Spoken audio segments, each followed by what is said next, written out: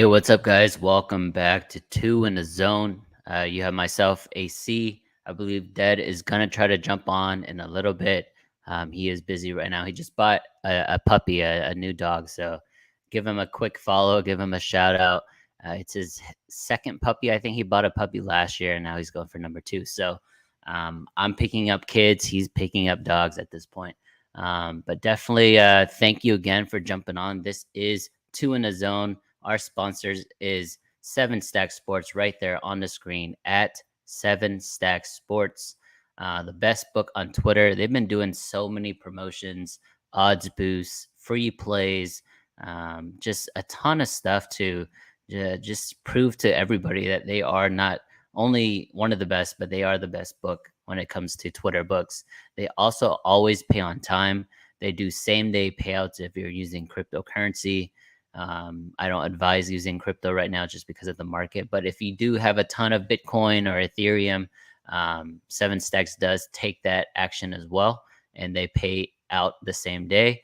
They do plus one lines, minus one lines when you're looking at baseball. There's only a couple games left with hockey. They do that as well. But we are, getting into the heat of summer, which means baseball is going to be the focus and the priority. There's my guy right there. Look at that What's up, bro? look at that new pup. Thank you, Def, for jumping on. But yeah, I just wanted to give quick a shout out to Seven Stack Sports, telling all of our followers how amazing that book is. I guess any words, Dead, in terms of Seven Stacks before we get into the slate? Nah, just the best in the game, right? I mean, we've seen that for a while now. AC, there's minus one MLB lines is what I always reiterate for seven stacks because I know how many people try to get them. So yeah, get everyone on board, and definitely the best in the business. I love it. I love it. All right, Dad. I know you have a limited amount of time. Let's go ahead and just jump into today's baseball slate. We'll start with some of the plays that you're looking at first. Okay, yeah. So the early game there, AC, I know we have a few. We got the Jays and Sox, right? That starts in about an hour. I like Toronto in that spot. Uh,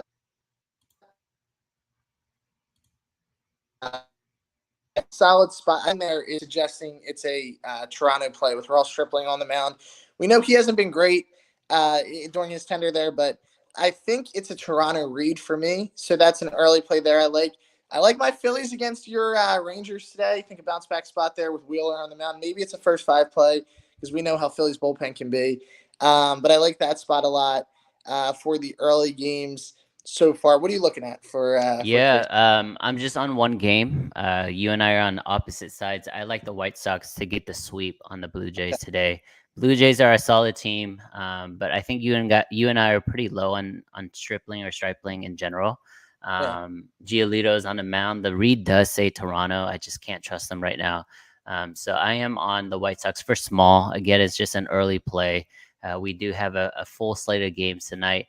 I lean the Phillies with you as well. I'm just gonna lay off that game just because I've underrated Texas all year long. Every time I fade them, they come through.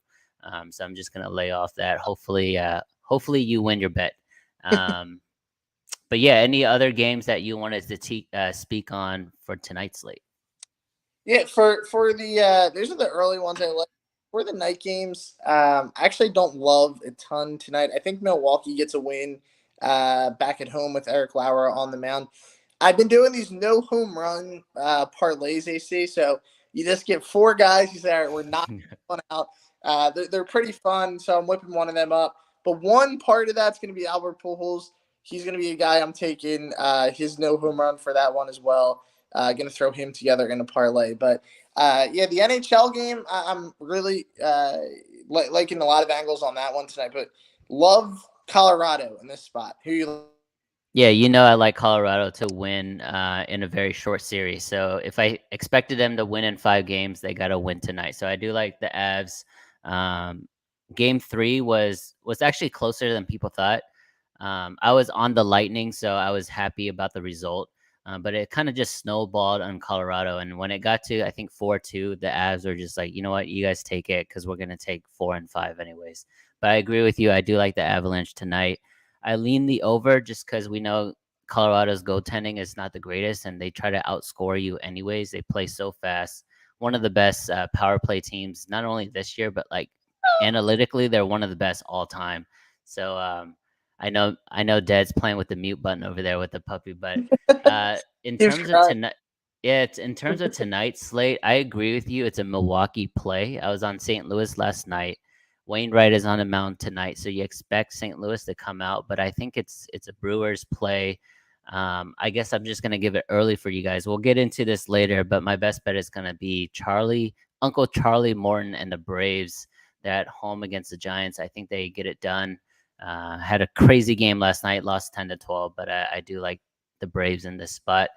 A couple more games I want to get into before we get into just hockey and some of Dead's player props in hockey. I don't think it's an Ohtani night, guys. I know I've been fading Ohtani. I think I faded him 4 or 5 times this year. I'm 3-1, so 4 times, but he's just pitching really well recently, and he's crushing the ball. So he's basically put that entire team on his back.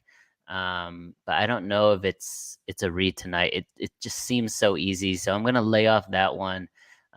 Same with the What's that Boston. line at? It's The Angels line. it's the Angels minus 250. It opened at minus 210. I think it just seems way too easy. Like it's a little fishy in my opinion. The other one I also think is kind of fishy is Detroit Boston. Detroit is going into to Boston playing Michael Wacha for the Red Sox. Minus 140 Boston. I don't like that number, especially against Skubal. I'm a big fan of Skubal on the Tigers. So those are a couple dogs that I'm looking at tonight, Dad. What about you? Yeah, it looks like a good spot. I like Detroit also. You mentioned I think he's being undervalued. Walker's been a guy who's really overperformed. Yeah. I think he'll regress a little bit the second half of the season. I also think Cincinnati's a good dog tonight. I know they're playing the Dodgers, so people probably will not be too excited to jump on that. But you get Luis Castillo on the mound, who's been really sharp, especially his last few starts, and he's faced some good teams in that time. He's had Boston once, and he really held them down. So he's faced good offenses, and he's been able to, limit them. The line there says Cincinnati. I thought the line last night said Cincinnati too, though, and they got blown out. So again, Yeah. they're a tough team to back. But Tyler Anderson, I think he's 8-0 right now on the season, which is just absurd. Like him and Tony Gonsolin have like flipped roles with Walker Buehler and Clayton Kershaw. It's kind of been the back end of the rotation that's actually led them. So I think it's a good spot, though, for Cincinnati run line if you don't feel comfortable with the money line. I think the under there looks pretty good. I think Castillo is going to be sharp tonight. So I like Cincinnati a lot as a dog, and I also like that Detroit spot that you mentioned as a dog tonight. So for those who are just like meeting AC and Dead Press for the first time, I just want to say, me and Dead, we've killed the NBA draft 2 years in a row. The draft of this is this Thursday night. I'm sure Dead's going to be posting some stuff on his page. I'm going to post some stuff on my page. But do you want to just dive into just a couple minutes of some of the bets or angles you see in the NBA draft? Yeah, we've definitely. I don't know. I know your schedule's a little busy tomorrow, but we're gonna have to try to get a little like draft special because we've Maybe done. we do a draft show. Yeah, I think we have to because I know the last couple of years we've done them the night before previewing, but I'm sure you would agree that the draft market can be really, really valuable. Like if you get ahead of it, I know now it's a little bit late, but there's still time, for some picks.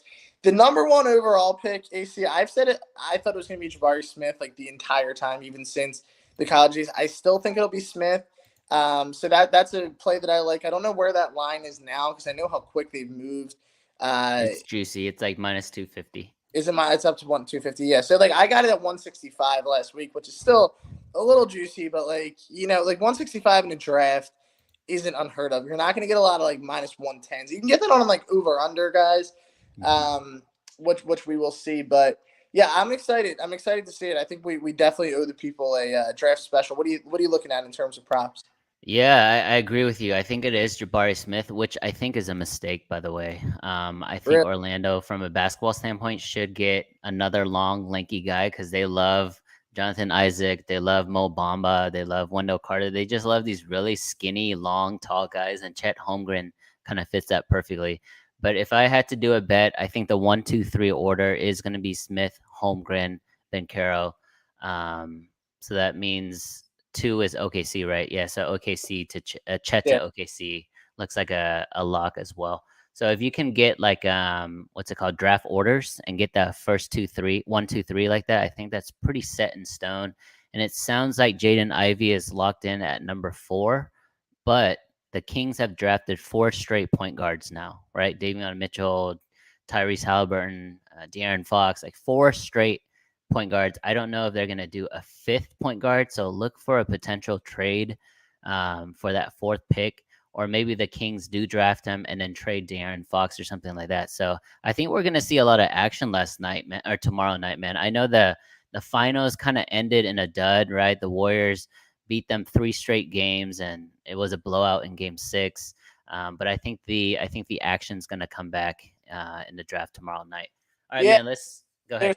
There's a lot of teams they see. I mean, I know my Sixers expect to be really active with moving Danny Green and maybe some picks. So yeah, I'm excited to see it for sure.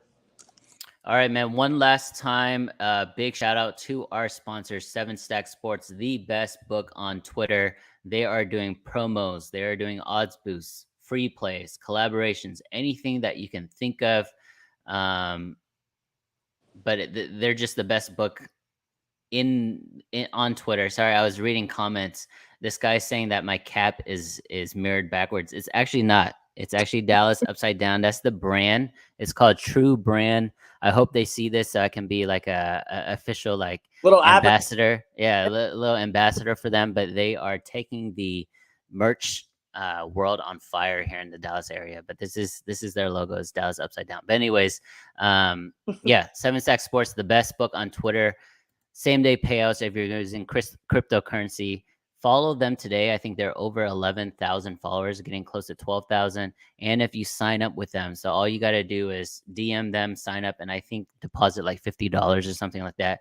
You get free plays from myself and Dead, as many as you want. So definitely get up and sign up with them. All right, man. Let's get into the National Hockey League, and then we'll close out with our best bets. All right, yeah, I'm going with Colorado tonight. I told you this earlier. Again, I'd lean an under, but the games have gone over pretty easily, right? In the first couple, I know that technically, game 1 it took overtime, but it was 3-3 going into the second. Like they've gotten there quick. Last game, it got there quick. So I'm not touching the total, but I do think Colorado bounces back. They've been a really good road team all year. They've been a really good road team in the playoffs. If they want to win the cup, obviously you got to go in and take one in your opponent's place. So, like they always say, the series isn't over until you lose on home ice. Tampa wins this game. They did, it's a 3-game series now, and I would give the advantage all of a sudden to Tampa because they're the veteran team. They're playing with less pressure, and they're going for 3 in a row. So, I think it's a really good spot to take Colorado today. I think the line is kind of saying Colorado, where the last game Tampa was favored. This game, it's about out of pick 'em. So I like the ads. What do you think? So I agree with everything Dad just said. I've been reading the hockey playoffs really well, to be honest, and I think I called it right before that this is going to be a short series. Colorado will win tonight, but if they don't, like Dad said, even though it's 2-2 and Colorado has the home ice advantage, I would actually favor Tampa Bay because that's a big choke job to be basically the superior team. They are the superior team. They're only what they're lacking is just the experience, but in terms of speed, size, strength, ability, skill, like all of it is Colorado.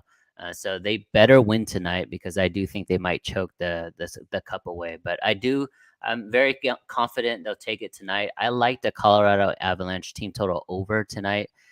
So I think there's going to be a lot of goals scored by the Avalanche, and then I think it's going to be a blowout in Game 5 if they come back 3-1. So I agree with Dad, man. Do you have any like player props, shots on goals, anything like that? Yeah, a prop I really like is Palat over on shots. So it's 1.5. It's a little juicy, 165, but they tend to be a little juicy there. And then the shot prop market, I like his over there 1.5. And then I like Nathan McKinnon. It's high. It's 4.5, but it's high for a reason. I expect him to be ultra aggressive. I think Colorado's going to be a little bit more aggressive than they were there in Game 3. They jumped out to the lead, and then it kind of looked like they they jumped off the gas early and were protecting a 1-0 lead with minutes in the first period. That's not their style, right? Like they're gonna keep that playing that way when they're up 5 goals. That's just kind of how they play. So I expect them to bounce back today. All right, let me go ahead and blast this on Twitter. But I'm gonna say my best bets next, and then Dad, if you want to get ready for yours. But let me go ahead. Tweet it out, so it might knock me off for a minute. Yeah, let me. Here we go.